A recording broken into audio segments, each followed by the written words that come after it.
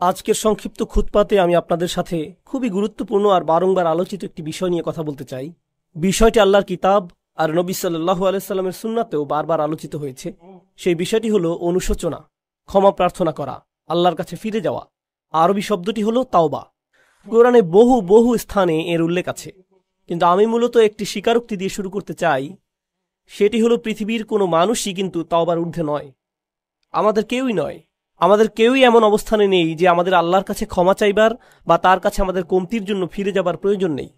যেখানে রাসূলুল্লাহ সাল্লাল্লাহু আলাইহি সাল্লাম আমাদের বলেছেন যে তিনি নিজে স্বয়ং আল্লাহর নিকট ইস্তেগফার করেন, তিনি আল্লাহর কাছে প্রতিটি দিন ৭০ বার বা তারও বেশি ক্ষমা প্রার্থনা করেন। তাহলে কিন্তু এমন চিন্তা করার কোনোই সুযোগ নেই যে আমরা আল্লাহর কাছে ক্ষমা চাওয়ার ঊর্ধ্বে উঠে গেছি। এখন বিষয় হলো, অনেকে ভাবতে পারেন যে আল্লাহ রসুল সাল্লাল্লাহু আলাইহি সাল্লাম কেনই বা ক্ষমা প্রার্থনা করবেন? কারণ ক্ষমা তো চাওয়া হয় যখন আপনি কোনো খারাপ কাজ করেন। কেনই বা তবে ইব্রাহিম আলাইহিস সালাম বলবেন ওয়াতুব আলাইনা? তিনি মাত্রই আল্লাহর ঘর নির্মাণ করলেন, আল্লাহ তাকে বিশ্ব মানবতার ইমাম ঘোষণা দিলেন, মূলত তাকে গ্র্যাজুয়েট করে দিলেন, আর তার দুয়াতে এলো ওয়াতুব আলাইনা, আমাদের তওবা কবুল করুন। কিসের জন্য তিনি তওবা করছেন? এটা কিন্তু খুবই গুরুত্বপূর্ণ প্রশ্ন।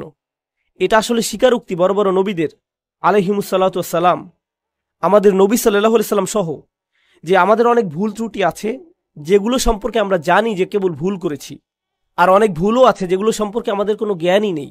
আল্লাহ আমাকে আপনাকে আমাদের নিজেদের চাইতেও ভালো করে জানেন। এমনকি আমি আপনি যেই ভালো কাজগুলো করি সেখানেও ত্রুটি থাকে। আমি জানি না আমার কাজ ঠিকঠাক মতো হয়েছে কিনা, কিন্তু আমরা সবাই আর কিছুক্ষণের মধ্যে দাঁড়িয়ে যাব, সবাই সালাত আদায় করব, আর সালাতের শেষে আমরা মনে করতে পারি যে আমরা হয়তো আমাদের উদ্দেশ্য পূরণ করতে পেরেছি, সালাতুল জুমায় সালাতের যে অধিকার তা আদায় করেছি। কিন্তু আমাদের প্রত্যেকের হিসেব খাতায় ফেরেশতা কি লিখছেন সেটা আমরা জানি না। আমরা জানি না এই সালাতে আমরা কত নম্বর পেয়েছি, কতটুকু খুশিও ছিল তাতে, কতটুকু মনোযোগ আমরা দিয়েছি, কতটুকু ইখলাস ছিল সালাতে, দুপুরের খাবার নিয়ে কতটুকু চিন্তা করেছি, কিংবা অফিসের প্রজেক্ট আর অন্য জিনিস নিয়ে। তাই বাহ্যত দেখে মনে হচ্ছে আমরা সবাই সালাত পড়েছি, সবাই একই দিকে ফিরে, সবাই কাতারবদ্ধ হয়ে দাঁড়িয়েছি, সালাতের শর্তগুলো পালন করেছি আমরা। কিন্তু ভেতরে সেই সালাতের গুণমানটাও লেখা হচ্ছে, শুধু পরিমাণটাই নয়, ঠিক? আর আমরা জানি না সেটার অবস্থা কি। তাই আমরা যে ভুলগুলো সম্পর্কে জানি সেগুলোর সাথে সাথে যেগুলো সম্পর্কে জানি না সেগুলোর জন্য আল্লাহর কাছে ক্ষমা চাই। দুটোর সম্মিলিত অবস্থাই হলো এটা। আল্লাহর নবীদের ক্ষেত্রে দেখুন, চিন্তা করুন, আল্লাহ রসুল সাল্লাল্লাহু আলাইহি সাল্লামের চাইতে কে বেশি আল্লাহ আযজা ওয়া জাল্লার দাস হিসেবে তার দিনের সবচেয়ে বেশি খেদমত করতে পারেন? আলাইহিস সালাতু ওয়াস সালাম। কিন্তু তিনি নিজেও সারাক্ষণ চিন্তা করতেন, হয়তো আমি যথেষ্ট করছি না, হয়তো যা করছি তাতে হচ্ছে না, আল্লাহর কাছে আমার ক্ষমা চাইতে হবে আমার সর্বোচ্চ সক্ষমতাটুকু দিয়ে দিতে না পারার কারণে। আর আল্লাহ আযজা ওয়া জাল্লা সর্বক্ষণ কোরআনে আল্লাহর নবীকে সান্ত্বনা দিচ্ছেন যে না না, তুমি ঠিক মতোই করেছ, তুমি যথেষ্ট করেছ, আমি তোমার উপর সন্তুষ্ট, তোমাকে চিন্তা করতে হবে না। কিন্তু আল্লাহ রসুল এর পরেও শান্ত হননি, তারপরেও তিনি আল্লাহর কাছে ইস্তেগফার করেই যাচ্ছেন। এই বিষয় আমি তুলে এনেছি এজন্য যে আমি সহ এখানে কেউই যেন মনে না করি যেহেতু আমি মিম্বারে দাঁড়িয়ে আপনাদেরকে বলছি তাই আমার এসবের দরকার নেই। আপনাদের শুধু প্রয়োজন, সবার মতো আমারও প্রচুর ইস্তেগফার দরকার। প্রত্যেকেরই আল্লাহর কাছে কাকুতি মিনতি করে ক্ষমা প্রার্থনা করা প্রয়োজন। চলুন আমরা প্রথমে সবাই মিলে এই পদ্ধতিটার দিকে একটু লক্ষ্য করি। আমাদের প্রত্যেককে এটা মানতে হবে যে আল্লাহ আযজা ওয়া জাল্লার কাছে ক্ষমা চাইবার আগে আমাদের কিছু পদ্ধতি অবলম্বন করতে হবে। তাই আপনাদের নিকট আমি দুইটা আয়াত নিয়ে কথা বলবো সূরাতুন নিসা থেকে। আয়াত দুটি নিয়ে বলার আগে অল্প করে প্রেক্ষাপটটা বলে নেই। সেটা হলো, এই আয়াতগুলো প্রাথমিক মাদানী যুগের। যখন নবী সাল্লাল্লাহু আলাইহি সাল্লাম মদিনাতে হিজরত করলেন তখন নতুন মুসলিম সমাজের একদম শুরুর দিকে নাজিলকৃত আয়াতগুলো, যেগুলোতে সমাজের আইন কানুন বর্ণিত আছে, সেগুলো সবই ছিল মূলত সূরাতুন নিসাতে। যেমন সূরা নিসাতে নাজিল হয়েছে উত্তরাধিকার সম্পর্কিত আইন, কিছু সামাজিক আইন নাজিল হয়েছিল, নারী পুরুষের পারস্পরিক মিথস্ক্রিয়া কেমন হবে, নারী পুরুষের মধ্যে শৃঙ্খলা আর নির্লজ্জতার শাস্তি সম্পর্কে বিস্তারিত আলোচনা হয়েছে। এই সব কিছু গুনাহ আর কিছু বড় পাপ যেমন জিনার আলোচনা করা হয়েছে। আর এর পরপরই তাওবার এই আয়াতগুলো এসেছে, আল্লাহর কাছে ক্ষমা চাইবার আয়াত। এর মানে হলো আল্লাহ আপনার কাছে কিছু জিনিস আশা করেন, যদি সেগুলো পূরণ করতে না পারেন তবে আপনাকে তাওবা করতে হবে। আমি সেই আয়াতগুলোতে ফিরে আসছি, কিন্তু তার আগে কয়েক মিনিটের জন্য অন্য পথে যেতে চাই। দেখুন, আমরা সবাই গুনাহগার, এর কোনো ব্যতিক্রম নেই। আমরা সবাই পাপ করি। হয় আমরা সরাসরি পাপ করি, মানে আল্লাহ যা চান না সেটা আমরা করি, যা দেখা উচিত না সেটা আমরা দেখি, এমন জিনিসে বিনোদন নেই যেগুলো আমাদের জন্য জায়েজ নয়, মুসলিমদের জন্য সেটা উচিত নয়, এমন বিষয়ে সময় অপচয় করি যেখানে করা উচিত নয়, কখনো কখনো প্রশ্নবিদ্ধ উপায়ে অর্থ উপার্জন করি, মুসলিমরা আমরা এমন সব ব্যবসায় জড়িত হয়ে যাই, এমন সব লেনদেন করি যেগুলো সম্পর্কে জানি যে সেটা প্রশ্নবিদ্ধ, তবু আমরা সেগুলো করতেই থাকি এই যুক্তিতে যে দেশের অর্থনৈতিক অবস্থা খারাপ। কি আর করব বলুন, আমাদের পরিবারকে তো খাওয়াতে হবে। এগুলো জায়েজ করতে আমরা প্রচুর অজুহাত দাঁড় করাই, এগুলো ব্যবসায়িক লেনদেন হোক বা না হোক। এছাড়া শুধু তাই নয়, আমরা অনেক সময় আমাদের পরিবারের সাথে অন্যায় আচরণ করি। আমাদের স্ত্রী, আমাদের সন্তান, আমাদের ভাই, আমাদের কাজিনদের সাথে আমরা দ্বন্দ্বে জড়িয়ে পড়ি। উত্তরাধিকার নিয়ে অন্যায়ভাবে ঝগড়া শুরু করে দেই। কত ধরনের অন্যায় কাজই তো আমরা করি। আর আমাদের দৈনন্দিন জীবনেও আমরা সহজেই রেগে যাই, মুখের ভাষার নিয়ন্ত্রণ হারিয়ে ফেলি, বাজে শব্দ ব্যবহার করি, একে অন্যের গীবত গাই, আমরা মিথ্যা বলি, ছোটখাটো মিথ্যাকে গুরুত্বপূর্ণ মনে করি না, তাই না? আপনার বস ফোন দিয়েছে, আপনি ঘর থেকে বেরই হননি, কিন্তু আপনি বললেন আমি একদম অফিসের কাছেই। না, আপনি তো অফিসের কাছে নন, আপনি 10 মাইল দূরে। কিন্তু বসকে একটু মিথ্যা তো বলতেই হবে, তাই না? আমরা এসবকে তেমন কিছু মনে করি না। তাই কেউ যদি বসে বসে নিজের যত পাপ আছে সব নিয়ে চিন্তা করে, অন্তত যেগুলো মনে পড়ে সেগুলো নিয়ে। মনে আছে খুতবার শুরুতে বলেছিলাম, অনেক পাপ আছে যেগুলো আমরা মনেও করতে পারি না। এত পাপ আছে যা আল্লাহ আমাদের থেকে ভালো জানেন যে কোথায় আমাদের পাপ হয়েছে। আর এগুলো তো শুধুই গুনাহের কাজগুলো, কিন্তু আমাদের ভালো কাজে যেসব ভুল হয়েছে সেগুলো তো অগণিত। অন্য ভাষায় বললে, যেমন আমি বললাম সালাত, দুয়া, অজুর মতো সহজ জিনিসগুলো, আমাদের অজুতে কত রকম ভুল ছিল, আমাদের সালাতে কতগুলো ত্রুটি ছিল, আল্লাহর কাছে দোয়ার সময় আমরা কতটুকু মনোযোগ দিচ্ছিলাম। খুব জনপ্রিয় একটা ঘটনা মনে পড়ে গেল, আমি প্রায় এটা বলি। আলী রাদিয়াল্লাহু তাআলা আনহু এক লোকের পাশ দিয়ে যাচ্ছিলেন, সে ইস্তেগফার করছিল, সে শুধু আল্লাহকে ক্ষমা করতে বলছিল আস্তাগফিরুল্লাহ আস্তাগফিরুল্লাহ আস্তাগফিরুল্লাহ। সে শুধু এটা বলেই যাচ্ছিল, মুখস্থ বলছিল। আর তিনি তাকে দেখে বললেন, তোমার ইস্তেগফার প্রয়োজন, তাই না? যেভাবে আল্লাহকে বলছো ক্ষমা করতে, কি এসব? তুমি শুধু পাখির মতো উচ্চারণ করেই যাচ্ছ, এর অর্থ সম্পর্কেও তুমি জানো না। দেখে মনে হচ্ছে তুমি আসলে চাচ্ছও না, শুধু কসরতের মতো করছো। ইস্তেগফার তো এমন হবার কথা নয়, আন্তরিকভাবেই তোমার পাপের জন্য অনুশোচনা হবার কথা। তাই প্রথম যেই কথা আপনাদের বলতে চাই তা হলো, আমরা প্রতিনিয়ত প্রচুর মন্দ কাজ করি, আমরা প্রচুর ত্রুটি করি। আমাদের বাম দিকের ফেরেশতা খুবই ব্যস্ত থাকেন, তার প্রচুর লেখালেখি করতে হয়। আর কেউ যখন আসলেই এসব নিজের ক্ষেত্রে চিন্তা করে, দুইটি জিনিস সঙ্গে সঙ্গেই হয়, দুটি জিনিস সাথে সাথেই হয়ে যায়। সেগুলোর একটি হলো যে সে আবেগে আচ্ছাদিত হয়ে যায়, সে মনে করে আমি তো ধ্বংস হয়ে গেলাম, আমার তো জান্নাতে ঢুকবার কোনো উপায়ই নেই, আমি যা যা করেছি এর কারণে সেখানে তো আমার কোনো স্থানই হবে না। এটা হলো একটা বিষয়, আর এটা কিন্তু ভালো ব্যাপার নয়, সেটা একটু পরে বলছি। আরেকটা জিনিস যা হয় সেটা মোটামুটি ভালো, সেটা হলো আপনি অন্য মানুষ সম্পর্কে অতিরিক্ত চিন্তা করা বন্ধ করে দেন। দেখুন, আপনি যখন অন্য মানুষ কি কি ভুল করছে সেটা নিয়ে ব্যস্ত থাকেন, তাদের ভুল, তাদের পাপ, সেই ভাই এমন করছে, ওই বোন এমনটা করছে, এগুলো কিসের লক্ষণ জানেন? তা হলো আপনি আপনার নিজের সম্পর্কে চিন্তিত নন। আপনি নিজের ব্যাপারে এতই নিশ্চিন্ত যে অন্যকে নিয়ে ভাববার অনেক সময় আপনার আছে। এর অর্থ হলো এটাই। এর মানে হলো আমরা নিজেদের ভুল ত্রুটি, নিজেদের পাপ নিয়ে চিন্তিত নই, বরং অন্যদের ছোটখাটো ভুল নিয়ে চিন্তা করার প্রচুর সময় আমাদের হাতে, সেটাই এটার অর্থ। তাই আমরা যদি নিজেদের পাপ নিয়ে চিন্তা করি, তাহলে অন্যেরা কি কি করেছে সেটা নিয়ে এত না ভেবে নিজেদের অবস্থা সম্পর্কে বেশি দুশ্চিন্তা করতে পারবো।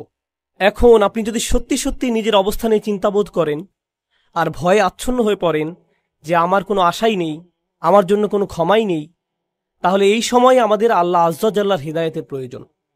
কারণ খুবই কষ্টকর আর দুঃখজনক অবস্থা এটা। দেখুন, সবচাইতে কষ্টকর আর সবচাইতে ক্ষতিকর মানসিক অবস্থা হলো একদম নিরাশ হয়ে যাওয়া। সবচাইতে ক্ষতিকর মানসিক অবস্থা এটা। এমনকি অমুসলিমরাও, তারা যখন একেবারে আশাহীন হয়ে যায়, তখন ড্রাগ ওভারডোজ করে, কেউ কেউ আত্মহত্যা করে, সব ধরনের অপরাধ করতে থাকে। যখন তারা নিরাশ হয়ে থাকে, নিজেদের নিয়ে আর কোনো আশাই বাকি থাকে না, তখন যা ইচ্ছা তাই করতে থাকে।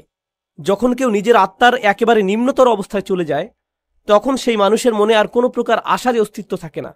কিন্তু আল্লাহ আজ্জা জাল্লাহ আমাদের আশাহীন করে রাখেননি।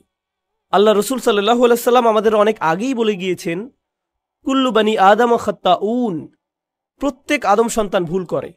অন্তত এখন তো আমরা জানি এই কথাটি, আল্লাহ রসুল নিজেও স্বীকার করেছেন সাল্লাল্লাহু আলাইহি সাল্লাম। কিন্তু এরপর তিনি বলেন, ওয়া খায়রুল খাত্তাইন আত-তাওয়াবুন, ভুলকারী মানুষদের মধ্যে সর্বোত্তম হলো যারা আল্লাহর কাছে ফিরে আসে, তারা ফিরে এসে আল্লাহর কাছে ক্ষমা চায়। অন্যভাবে বললে, আল্লাহ এই দরজা আমাদের জন্য খুলে রেখেছেন। যত পাপই আমরা করি না কেন, আল্লাহ আমাদের পুরো আমলনামা মুছে পরিষ্কার করে দিতে রাজি আছেন, কিছু থাকবে না। যে কোনো সমাজে যদি কোনো অপরাধ করেন, সেটা আপনার পার্মানেন্ট রেকর্ডে চলে যাবে, সেটা আর মোছা যাবে না, সেটা আর সরানো যাবে না, সেটা ওখানেই থাকবে, আজীবন থাকবে, যেন কালো এক মেঘ আপনার উপর। যেসব মানুষ যে কারণেই হোক এসবের মধ্য দিয়ে গিয়েছেন, বের হবার পর তাদের চাকরি খুঁজতে খুব কষ্ট হয়েছে।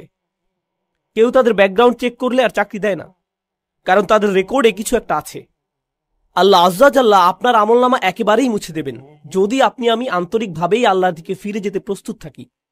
যদি আসলেই আমরা চাই এমনটা, আমরা যদি সত্যি আন্তরিক হই, তবে আল্লাহ সুবহানাহু ওয়া তাআলা শুধু কথার কথা বলছেন না, তিনি আসলে আন্তরিক এক অন্তর চান, যে তার দিকে ফিরে আসবে, এমন অন্তর যা তার নিজের কীর্তির ব্যাপারে সত্যিকার অর্থে লজ্জিত থাকবে। যদি আমরা এমন করতে পারি, তবে আল্লাহ একেবারে শুরু থেকেই শুরু করবেন আমাদের জন্য, একেবারেই ফ্রেশ স্টার্ট দেবেন। এই আশার আলোই আল্লাহ আজ্জা জাল্লা আমাদের সূরাতুল ফুরকানে দিয়েছেন। তিনি আসলেই চরম পদক্ষেপ নিয়েছেন এখানে। তিনি শুধু বলছেন না যে আমাদের পাপ ক্ষমা করে দিবেন, তিনি বলছেন ফাউলাইকা ইউবাদদিলুল্লাহু সাইয়্যাতিহিম হাসানাত, সেসব মানুষ যারা আসলেই আল্লাহর কাছে ফিরে তওবা করে, আমি তাদের সকল পাহাড় পরিমাণ পাপ কর্ম নিয়ে ভালো কাজে পরিবর্তন করে দেব। অন্যভাবে বললে, শুধুমাত্র আন্তরিকভাবে যদি আপনি আল্লাহর কাছে ফিরে আসেন, তবে আপনাকে যে শুধু লাখো পাপ কর্মের জন্য উত্তর দিতে হবে না তা নয়, বরং তিনি আপনার লাখো পাপ কাজকে লাখো পুণ্যে রূপান্তরিত করে দিবেন। শুধুমাত্র আপনি তাওবা করেছেন এজন্য, শুধুমাত্র এটার জন্যই, শুধুমাত্র এই একটি জিনিস তিনি আমাদের থেকে চাচ্ছেন।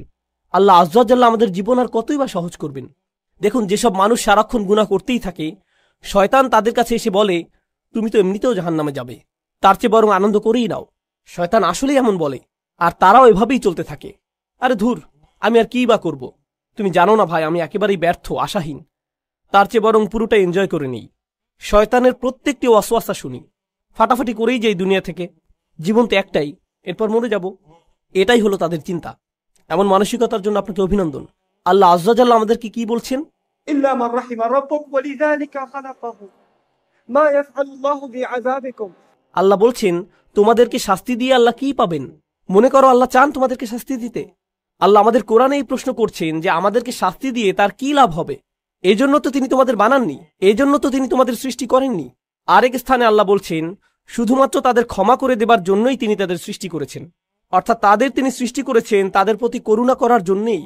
তিনি আমাদের সৃষ্টি করেছেন যেন আমরা তার করুণা অর্জন করতে পারি। তিনি বলেননি তিনি আমাদের জাহান্নামের জন্য বানিয়েছেন, তিনি আমাদের করুণা অর্জনের জন্যই বানিয়েছেন। তিনি আমাদের করুণা করতে চান, এই জন্য এই দরজা খুলে রেখেছেন তিনি। তিনি আমাদের এক পা আগাতে বলছেন, বাকিটুকু তিনিই পূরণ করে দিবেন। বেশি কিছু করতে হবে না আপনাকে, শুধু তার দিকে একটুখানি ফিরে আসুন, একটুখানি তাকে দিন, আর তিনি সেই দরজাগুলো খুলে দিবেন। এখন এই ভূমিকার শেষে আপনাদেরকে সূরা নিসার 2টি আয়াত নিয়ে বলতে চাই, যেগুলোকে আমি সবচাইতে গুরুত্বপূর্ণ আয়াত মনে করি। এই আয়াতগুলোর জন্য আপনাদেরকে প্রস্তুত করতে বলে নেই, এটা হলো আমার আর আপনাদের জন্য একটা হোমওয়ার্ক। সাধারণত খুতবা থেকে হোমওয়ার্ক অ্যাসাইনমেন্ট দেওয়া হয় না, কিন্তু আমি একটা দিচ্ছি। আমি চাচ্ছি আপনারা বাসায় যে এক টুকরা কাগজ নিয়ে তাতে আপনার মতে একটা পারফেক্ট দিনের বর্ণনা লিখুন। যদি আজকে রাতে ফেরেশতা আসে আপনার আত্মা নিয়ে যেতে, যদি মৃত্যুর ফেরেশতা আপনার জান কবজ করতে আজকে রাতে আসে, আর মুসলিম হিসেবে দিন যেমন হওয়া উচিত ঠিক তেমনটি আমার ছিল কিনা, তাহলে আমি অন্তত বলতে পারবো যে আমি মুসলমানের মৃত্যু পেয়েছি, আমি পুণ্যবান মৃত্যু পেয়েছি, সুন্দরভাবে মারা গিয়েছি। এরকম দিন দেখতে কেমন হবে? কোন সময় ঘুম থেকে উঠবো আমি? আমার স্ত্রী সন্তানদেরকে কি বলবো? কোন সময়ে আর কোথায় নামাজ পড়বো আমি? হয়তো আমি অফিসেও যাব সেদিন, কিন্তু সেখানে আমার আচরণ কেমন হবে? সেক্রেটারির সাথে কিভাবে কথা বলবো? আমার চোখ কোথায় থাকবে? আমি কম্পিউটারে কি দেখব? আমার বসের সাথে কতটা সৎ থাকবো আমি? আমি যদি জানি সেই রাতেই ফেরেশতা আসবে, তবে সেই দিনটা কেমন যাবে? মুসলিম হিসেবে একটা পারফেক্ট দিন দেখতে কেমন হবে? এই দিনটি কিন্তু আপনার ক্ষমার বাইরে যাবার দরকার নেই। দিনটি হতে পারে যে কোনো সাধারণ দিন, আপনার যা করা উচিত তাই করছেন। এতে যেসব জিনিস থেকে দূরে থাকার কথা আপনি দূরেই থাকছেন, খুব একটা কঠিন না। কিন্তু আপনি যদি বিস্তারিত রুটিন করতে চান নিজের জন্য, আমরা সবাই এক এক রকম, আমিও ভিন্ন রকম, কিন্তু যদি নিজের একটা বিস্তারিত রুটিন বানান যেখানে পারফেক্ট একটি দিন কাটাবেন, আর সেই দিনের সবচাইতে গুরুত্বপূর্ণ অংশ হলো দিনটির খুঁটিগুলো। একটি বিল্ডিংকে যেভাবে খুঁটিগুলো ধরে রাখে ঠিক সেভাবে, তাই না? ঠিক তেমনি আমাদের দিনকে ধরে রাখে 5টি খুঁটি, 5টি সালাওয়াত, 5টি নামাজ। তো আপনার রুটিনের সেই অংশটি যেন ঠিক থাকে, খেয়াল রাখবেন এটা যেন থাকে। এর মাঝে কি করেন? এগুলোর মধ্যখানে কি করেন? ইন্নাস সালাতা কানাত আলাল মুমিনিনা কিতাবাম মাওকুতা।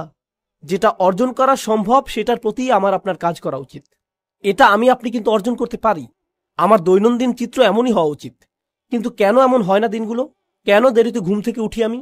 সম্ভবত দেরিতে ঘুমাতে যাই। তাই কেন এত দেরিতে ঘুমাতে যাই? কারণ সম্ভবত মধ্যরাত পর্যন্ত আমি মুভি দেখি। সম্ভবত সেটা বন্ধ করে সময় মতো ঘুমাতে যাওয়া উচিত আমার।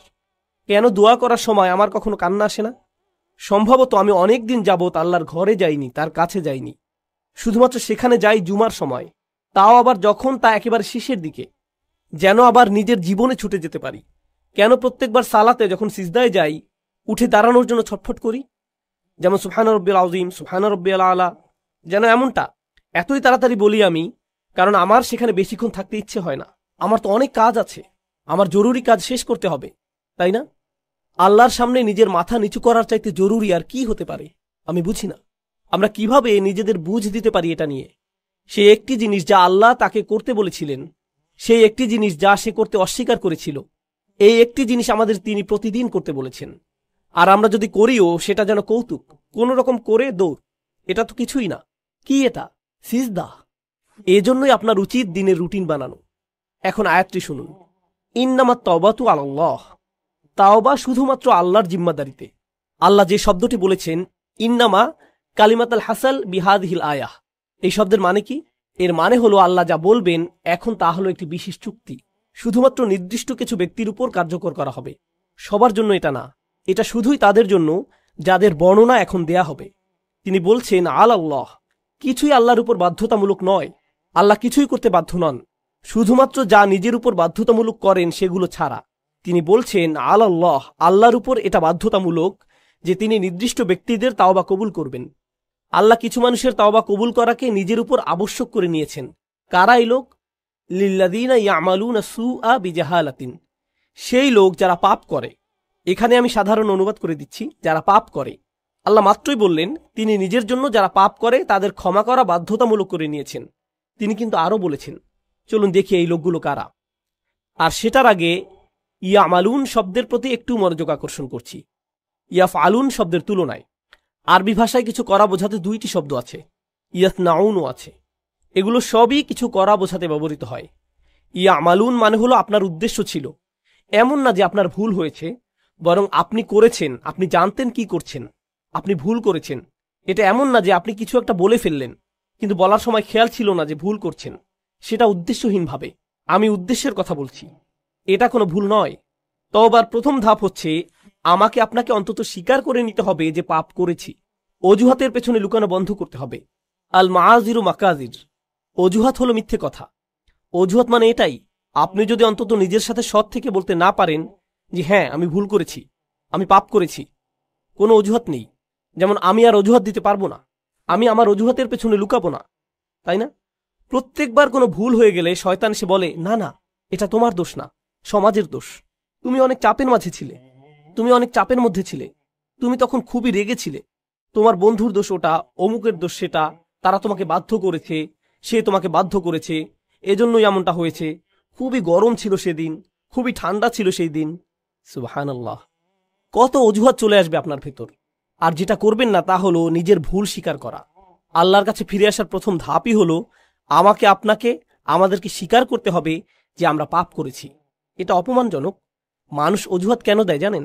কারণ নিজের ভুল স্বীকার করাটা বিব্রতকর, এটা বিব্রতকর। আর যখন আপনি নিজেকে আল্লাহর সামনে বিব্রত করতে পারবেন, সেটাই প্রমাণ করে যে আল্লাহর সামনে আপনার আর কোনোই অহংকার নেই। আল্লাহ আমার আপনার কাছে বিনয় চান, তিনি আমাদের অহংকার দেখতে চান না, তিনি আমাদের গর্ব দেখতে চান না, তিনি এমনকি এতটুকু কিবর দেখতে চান না, মিসকাল হাব্বাতিন মিনাল কিবর, এতটুকু না, তিনি আমাদের মাঝে এতটুকু অহংকারও দেখতে চান না। তাই নিজের পাপ স্বীকার করলে অহংকার দূর হয়ে যায়, এভাবে এটা দূর হয়। তাই আমরা আল্লাহ আজ্জা জাল্লার কাছে আমাদের ভুল স্বীকার করি পরিষ্কারভাবে। আর যখন তা করি আল্লাহ বলেন বিজাহালাতিন, তিনি বলেননি ইয়ামালুনা সুআ, তিনি বলেছেন বিজাহালাতিন। তো এখন সু শব্দের প্রতি লক্ষ্য করুন। পাপ বোঝাতে যেই শব্দ ব্যবহার করলেন, আরবিতে জাম্ব আছে, জানাহ আছে, পাপের জন্য আরো কত শব্দই তো আছে। সু আসে সাউআ থেকে। সাউআ মানে হচ্ছে লাশ। কেউই মৃত শরীর বা লাশের দিকে তাকাতে পছন্দ করে না। যেমন ধরুন হাইওয়েতে কোনো প্রাণীর লাশ পড়ে আছে কিংবা মানুষের লাশ, বিষয়টা ডিস্টার্বিং, কুৎসিত একটা জিনিস, দেখতে চাওয়ার মতো জিনিস না এটা। আল্লাহ আজ্জা ওয়া জাল্লা পাপকে সেই কুৎসিতের সাথে তুলনা করেছেন। এটাই করেছেন তিনি। এটা দুর্গন্ধযুক্ত, দেখতেও বিশ্রী, পচা গলা। এটাই হলো সু শব্দের উৎস। সাইয়্যাত এই শব্দ থেকেই উদ্গত। তো আপনি বিশ্রী কিছু একটা করেছেন, স্বীকার করুন। এরপর আল্লাহ কারণ দিচ্ছেন বিজাহালাতিন, লোকটি এই পাপ করেছে কারণ সে অতিরিক্ত আবেগে আচ্ছন্ন ছিল। জাহালা শব্দটি আরবি ভাষা আর কোরআনেও গুরুত্বপূর্ণ একটি শব্দ। এর অর্থ হচ্ছে আবেগে আচ্ছন্ন হয়ে যাওয়া। আপনি খুব রেগে মেগে এমন কিছু করে বসলেন যেটা করা উচিত না। প্রলুব্ধ হয়ে এমন কিছু করলেন যা করা উচিত ছিল না। প্রচণ্ড লোভে পড়ে এমন কিছু করেছেন যেটা উচিত নয়। প্রচণ্ড উত্তেজিত হয়ে এমন কিছু করেছেন যা উচিত নয়। এরকম সময়ই মানুষ যা উচিত নয় তা করে বসে। যখন তারা উত্তেজিত হয়ে যায়, কোনো আবেগে আচ্ছন্ন হয়ে যায়, সেই আবেগটি ভয়, ক্রোধ, লোভ, হিংসা, লালসা, প্রলোভন যাই হোক না কেন, তারা এই আবেগে তাড়িত হয়ে মন্দ কিছু করে ফেলে। আল্লাহ বলছেন, হ্যাঁ, সেই আবেগ সেখানে ছিল, আর লোকটি আসলেই পাপ করেছে। সুম্মা ইয়াতুবুনা মিন করিব, আর সাথে সাথেই তারা আল্লাহর কাছে ফিরে বলে, ইয়া আল্লাহ, আমি করে ফেলেছি, আমি জানি আমি করে ফেলেছি, আমি একটা মানুষ, আমি জানি আমি পারফেক্ট দিন শুরু করেছিলাম, আর সেই পারফেক্ট দিনটি সুন্দর করার চেষ্টাও করেছিলাম, কিন্তু পথিমধ্যে এই ভুলটি করে ফেলেছি, আবেগে আচ্ছন্ন হয়ে এই পাপটি করে ফেলেছি। এখন আপনার দিকে ফিরে এসে ওয়াদা করছি এমন কাজ আর কখনো করব না। ইয়া আল্লাহ, যা করেছি এজন্য আমি লজ্জিত। এখন আপনি আল্লাহ আজ্জা ওয়া জাল্লার সাথে কথা বলছেন। এই কথোপকথন আরবিতেই হতে হবে এমন কোনো কথা নেই, কিন্তু আপনি নিজের ভাষাতে এই কথা বলতে পারেন। আল্লাহ আজ্জা ওয়া জাল্লা সকল ভাষার শিক্ষক। আপনি আল্লাহর কাছে ফিরে এসে যা যা ভুল আগে করেছি তা স্বীকার করব। ফাউলাইকা ইয়াতুবুল্লাহু আলাইহিম, তারাই সেই সব লোক যাদের তাওবা আল্লাহ কবুল করেন। তারাই সেই সব মানুষ যাদের জন্য তিনি দরজা খুলে দিতে চান। সেই দরজাটি আপনার জন্য বন্ধ না। আপনি আশা ভরসার অতীতে চলে যাননি। আর পরের আয়াতে যাবার আগে আমি আরেকটি ব্যাপার যোগ করতে চাই, সেটা পুরো বিষয় সম্পূর্ণ করবে। সেই আয়াতটি ছাড়া বিষয় পূর্ণ হবে না। খুবই গুরুত্বপূর্ণ। তা হলো, অন্যেরা যেভাবে আপনাকে দেখে আপনি নিজেকে সেভাবে ভাববেন না। নিজেকে অন্যদের মতো করে বিচার করবেন না। অন্যেরা ভাবতে পারে আপনি অনেক অসাধারণ, সেটাই আপনাকে অসাধারণ করবে না, এমন নাও হতে পারে। মানুষ আবু বকর সিদ্দিক রাদিয়াল্লাহু আনহুর কাছে এসে বলতো, আপনি খুবই ভালো। তিনি শুনে বলতেন, আল্লাহুম্মা আতিনি বিমা ইয়াকুলুন ওয়ালা তুআখিযনি বিমা লা ইয়ালামুন। তিনি বলতেন, ইয়া আল্লাহ, তারা যা সত্য মনে করে সেটা আমাকে দিন, আর তাদের যেটার জ্ঞান নেই সেটার কারণে আমাকে পাকড়াও করবেন না। তাদের কোনোই জ্ঞান নেই, তিনি নিজেই জানতেন। অন্যেরা তার সম্পর্কে কি বলে সেটাতে তিনি অভিভূত হতেন না। একই সাথে অন্যেরা আপনার সম্পর্কে যেই খারাপ কথা বলে সেটা দিয়েও নিজের বিচার করবেন না। আপনি খুব খারাপ, আপনি দুর্নীতিগ্রস্ত, আপনি মুনাফিক, আপনি মিথ্যুক, আপনি ভণ্ড, আপনি অভদ্র, আপনি জাহান্নামে যাবেন, ইত্যাদি ইত্যাদি ইত্যাদি ইত্যাদি। এগুলোর কোনোই অর্থ নেই। মানুষ আপনাকে চেনে না, আল্লাহ জানেন। মানুষ যদি বলে আপনি কোনো কাজের না, আপনাকে দিয়ে কিছুই হবে না, ইত্যাদি ইত্যাদি, এর মানে এই নয় যে আল্লাহ আপনার সম্পর্কে সেটাই ঠিক করেছেন। ঠিক যেভাবে মানুষের প্রশংসা আপনাকে ভালো মানুষ বানায় না, তেমনি মানুষের নিন্দাও আপনাকে মন্দ লোক বানিয়ে দেয় না। সেটার সিদ্ধান্ত শুধু আল্লাহরই কাছে, আর কারো নয়। সেটা শুধু আপনার আর আল্লাহর মধ্যেই। আপনার সম্পর্কে মানুষের মন্তব্য যেন আল্লাহর সাথে সম্পর্ক নষ্ট না করে দেয়। তারা আল্লাহর কাছ থেকে তথ্য নিয়ে আপনার ব্যাপারে মন্তব্য করেনি, তাদের সেই তথ্য নেই, শুধু তার কাছেই আছে। তিনি বলছেন, শুধু এই লোকগুলোর তওবাই আমি কবুল করব। আল্লাহ আমাদের সবাইকে তাদের অন্তর্ভুক্ত করুন। এর পরের আয়াতে বলছেন, এই লোকগুলো থেকে আমি তওবা কবুল করব না। পরিষ্কার করে বলছি, আমি চাই তোমরা তওবাকারীদের মধ্যে অন্তর্ভুক্ত হও। এই লোকগুলোকে আমি গ্রহণ করব, কিন্তু এদেরকে আমি গ্রহণ করব না। লাইসাতুত তাওবাতু লিল্লাযীনা ইয়ামালুনা সাইয়্যাত, যারা পাপ করতে থাকে একের পর এক একের পর এক। আগের আয়াতে শব্দটি ছিল সু, মুফরাদ, একবচন। এখন আমরা পাচ্ছি সাইয়্যাত, বহুবচন। এর মানে হচ্ছে সে বারবার গুনাহ করে আর বলে, আরে আস্তাগফিরুল্লাহ, করা উচিত ছিল না, কিন্তু কালকে আবার করব, এরপর আবার আস্তাগফিরুল্লাহ বলবো, সমস্যা নেই। তারা নিজেদের পাপের প্রতি আসক্ত না, বারবার বারবার তারা করতেই থাকে না। নিজেদের বলে না তাওবার দরজা তো খোলাই আছে, আমি আরেকটু মজা করে নিতে পারি। এটা আসলে হলো খ্রিস্টান মানসিকতা। আমি রবিবার যে ক্ষমা চেয়ে নেব, পুরো সপ্তাহ পার্টি করে নেই, তাই না? এরপর রবিবার আবার যে খাতা পরিষ্কার করে আসব। এভাবে আমাদের দিন চলে না। আল্লাহ নিশ্চিত করেছেন যেন আমরা তার দিন নিয়ে এভাবে খেলা না করি। তাই তিনি বলছেন, যেসব মানুষ বারবার গুনাহ করে, বারবার ফিরে যায়, এই চিন্তা করে যে ক্ষমা চাইবে আর সব ঠিক হয়ে যাবে, এমনটা গ্রহণযোগ্য নয়। এভাবে আল্লাহ আজ্জা জাল্লার সাথে খেলা করা যাবে না। ওয়ালাইসাতিত তাওবাতু লিল্লাযীনা ইয়ামালুনা আস-সাইয়্যাত হাত্তা ইযা হাদারা আহাদুহুমুল মাউত। অবশেষে তাদের কারো মৃত্যু চলে আসে। ক্বালা ইন্নী তুবতুল আন, আমি আসলেই তওবা করছি, এই শেষ, আর কখনো করব না। একবার আমি প্লেনে যাচ্ছিলাম, আর সাধারণত যখন প্লেনে চড়ি আমি ঘুমিয়ে যাই। তো আমি যাচ্ছি আর আমার আশেপাশে দেখছি মানুষজন তাদের আইপডে অথবা আইপ্যাডে বা তাদের ল্যাপটপে বসে মুভি দেখছে, অথবা তাস খেলছে, গান শুনছে, প্লেনে বসে মাথা দুলাচ্ছে, তাই না? তো ঘুম ভেঙে দেখি প্লেন হঠাৎ 50 ফিটের মতো নেমে গেছে, কেবিনের প্রেসার বদলে গেল, মালাকুল মৌতের কাপগুলো নেমে এলো, তাই না? তখন আশেপাশে সবাইকে কি করতে দেখেন? সবাই দোয়া করছে, একেবারে সবাই। ও আল্লাহ, আমি সরি, আমি সরি, আমি সরি। সবাই এমন করছে। কি ধর্ম সেটা আসে যায় না, সবাই দোয়া করছে। এরপর ক্যাপ্টেন ক্ষমা চাইল, কাপগুলো উপরে উঠে এলো, প্লেন আবার স্থির হলো। এরপর কি হয় বলুন তো? প্লে বাটন আবার চাপ দেয়। আর অসাধারণ সিন দেখছিলাম তো আমি। আবার তারা স্বাভাবিক হয়ে যায়। এটাই হলো আল্লাহ আজ্জা জাল্লার সাথে ক্রিয়া কৌতুক। মৃত্যু যখন চলে আসে তখন তারা ক্ষমা প্রার্থনা করতে থাকে, ইন্নী তুবতুল আন ওয়ালাল্লাযীনা ইয়ামুতুনা ওয়া হুম কুফফার। কিংবা তারাও না যারা অবিশ্বাসী অবস্থায় মারা যায়, মানে যারা তাওবা নিয়ে খেলা করে আর যারা কুফফার অবিশ্বাসী অবস্থায় মারা যায়, আল্লাহর কাছে দুটোই সমান। তিনি তাদের একই আয়াতে ফেলেছেন, একইভাবে বিচার করছেন তাদের। আমি তাদের তওবা কবুল করব না যারা অবিশ্বাসী অবস্থায় মারা যায়, আর আমি তাদেরও ক্ষমা করব না যারা বারবার পাপ করতেই থাকে, মনে করে যে খেলা করছে। তারা বারবার করতেই থাকে, শুধুমাত্র তারা মনে করে যে তারা পার পেয়ে যাবে, কিন্তু এমনটা হবে না। উলাইকা আ'তাদনা লাহুম আযাবান আলীম, তারাই সেই সব মানুষ যাদের জন্য কষ্টকর শাস্তি প্রস্তুত করেছি। আল্লাহর সাথে আমাদের আচরণ হবে প্রথমত নিজের ভুল স্বীকার করা, দ্বিতীয় ধাপ আল্লাহর দিকে ফিরে যেয়ে তার কাছেই পাপ থেকে বের হবার দোয়া করা, আর তিনি সেটা করবেন। আপনি বলবেন না যে গুনাহটি আমার থেকে বেশি শক্তিশালী, কারণ আল্লাহ বলছেন লা ইউকাল্লিফুল্লাহু নাফসান ইল্লা উসআহা। আল্লাহ কারো উপরই সাধ্যাতীত বোঝা চাপিয়ে দেন না। আপনি সামলাতে পারবেন বলেই আপনাকে মানুষ হিসেবে বানানো হয়েছে। আপনি আপনার পাপের চাইতে শক্তিশালী, আল্লাহ আজ্জা ওয়া জাল্লা সেটা জানেন। আপনি নিজেকে প্রবোধ দেবেন না, নিজেকে ভুল বুঝিয়ে বেঁচে যাবেন না। আপনি যেই পাপে জর্জরিত থাকেন না কেন, আপনি সেটার চাইতে শক্তিশালী। এটাই আল্লাহ আমার আপনার জন্য করেছেন। তিনি আমাদেরকে সম্মানিত করেছেন। তিনি আমাদেরকে সম্মানিত না করলে আমাদের পাপ আমাদের চাইতে শক্তিধর হয়ে যেত, শয়তান আমাদের চাইতে ক্ষমতাধর হয়ে যেত। ইন্না ইবাদি লাইসা লাকা আলাইহিম সুলতান, আমার বান্দার উপর তোমার কোনো কর্তৃত্বই থাকবে না। আল্লাহ শয়তানকে বলেছিলেন তোমার কোনো কর্তৃত্ব থাকবে না তাদের উপর, অর্থাৎ সমস্ত মন্দের উৎস শয়তানের কোনো ক্ষমতাই নেই মানুষের উপর। তাই আমাদের অজুহাত দেবার আর কোনো কারণ নেই। আপনি আপনার পাপ স্বীকার করুন, আমরা আল্লাহর দিকে ফিরে গিয়ে আমাদের ভুলকে মেনে নেই। এরপর আন্তরিকভাবে আল্লাহর কাছে ওয়াদা করুন যে এসব থেকে দূরে থাকবেন। আন্তরিকভাবে আল্লাহর কাছে ওয়াদা দিন এসব থেকে দূরে থাকবার। আপনার ক্ষমতায় যতটুকু আছে তা দিয়ে জীবন বদলে দেবার চেষ্টা করুন। সেই পাপ থেকে দূরে থাকুন, সেটা মন্দ বন্ধুদের থেকে আসুক, কিংবা কম্পিউটারের সাথে একা থাকার মাধ্যমে হোক, কিংবা অফিসের কলিগদের থেকে, যেখান থেকেই আসুক না কেন, আপনার জীবন থেকে সেসব বদলানোর চেষ্টা করুন। এটাই হলো তাওবা। সেটা অলসতার তাওবা হতে পারে। আপনি হয়তো ফজরের অনেক পরে উঠে কাজা পড়েন, আহা কাজাটা পরে নেই, তবে এটাই আপনার কাছে নর্মাল হয়ে গেছে, সিরিয়াসলি আর নেন না এটা। আপনি বলেন আমি চেষ্টা করেও পারি না। অবশ্যই পারেন।